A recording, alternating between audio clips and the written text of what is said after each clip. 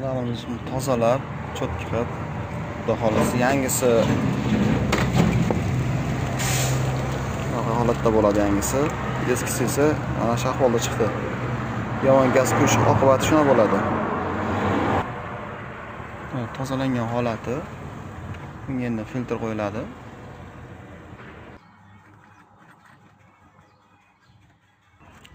Keyin mana filtrni yangi qo'yish kerak. Buni ochib ko'ramiz, holatiga qarab bu ham.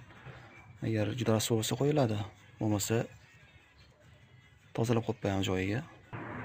Yechib ham bo'ldik. Filtrlar holati. Ichlari qorayib, nagar bosib yotibdi. Bu yangi qo'yiladi. Kattasi hozir ochamiz, holatini ko'ramiz shekillar.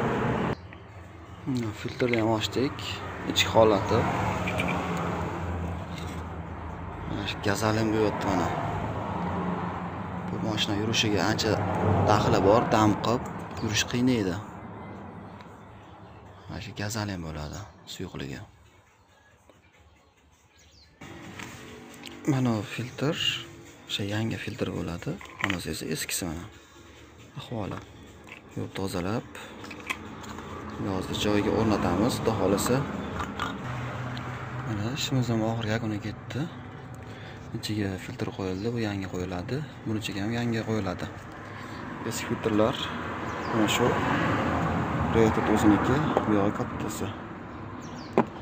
Ucharasi qo'yilsa, xudo xolisa yaxshi yuraveradi. Salomat bo'linglar.